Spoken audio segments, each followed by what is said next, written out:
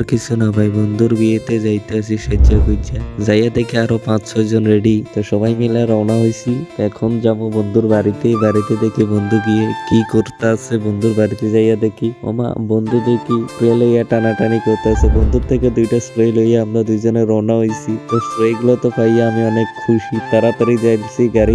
গাড়ি দেখো, এটা বন্ধুর গাড়ি, আর পিছনে আরো 10-15টা গাড়ি আছে। সবাই মিলে যাইতে আছি, গাড়ির মধ্যে বসে রয়েছি। গাড়ি চলতে চলতে তো বেহাল হইয়া গেছে আমাদের বন্ধুর। তো গাড়ি চলতে অনেকে মজা লাগে, হ্যাঁ গাড়ির থেকে নামতে আছে না, এখনো গাড়িতে বসে রয়েছে। গাড়ি থেকে নামলে বন্ধুর কি অবস্থা হয় তোমরা নিজে চোখে দেখো।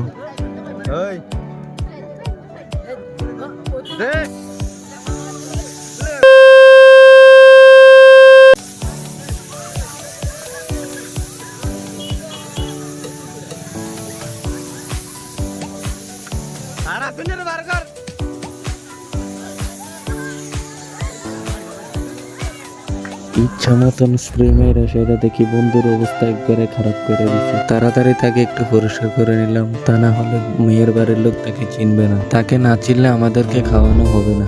বন্ধু তো এখানে এসে সুন্দর মতন বসে রয়েছে আর বউয়ের অপেক্ষা করতে আছে, বউ আসলে বিয়ে করবো। আমরা আর কি করবো, আমরা একটু পোজ টোজ করে নিলাম। আমরাও পোজ আর কত করবো, চলো একটু বাইকটা গিয়ে দেখে আসি। বাইকটা তো অনেক সুন্দর, নতুন পালসার 150 দিয়েছে। এটা দেখে বন্ধুকে দেখতে গেলাম, যে দেখি বন্ধুর হাত ধোয়া হচ্ছে। আর হ্যাঁ, এটা কিন্তু বন্ধুর শালি আমাদের বিয়াইন হয়। এই বিয়াইনটার সাথে অনেক কিছু হয়েছে। পুরো বিয়েতে যেত গ্যাঞ্জাম হয় নাই, এখন বিয়াইনের সাথে এত গ্যাঞ্জাম হয়। তো দেখো তোমরা বন্ধুর সাথে কি হয়, আমাদের সাথে কি হয়। হাঁসটিকে সাবান দিয়ে হাতটা ধোয়া, এটা কিন্তু ঠিক না।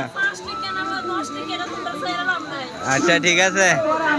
5 টাকা দামের সাবান দিয়ে হাত ধুইয়া 1000 টাকা চাইয়া বইয়া রয়েছে। 500 টাকা দিছি, মানে না 1000 টাকা তার লাগবে। তা তো 1000 টাকা ফটাফট দিয়ে দিল। তারপরে বিআইনটা এখান থেকে চলে গেল। এগুলো শেষ করে ফাইনাল কাজে আসলাম। এখন এখানে একজন আরেকজনকে দুধ খাওয়াবে, তারপরে নিয়ে যাব বউকে বাড়িতে, সরি বন্ধুর বউকে বাড়িতে। তো এখানে একজন আরেকজনের খাওয়ানো শেষ হলে আমরা সোজা চলে যাব বাড়িতে। বাড়ি যাওয়ার আগে সর্বপ্রথম যাব আমরা গাড়িতে। গাড়িতে আমরা একটু ডান্স ফান্স করা হবে।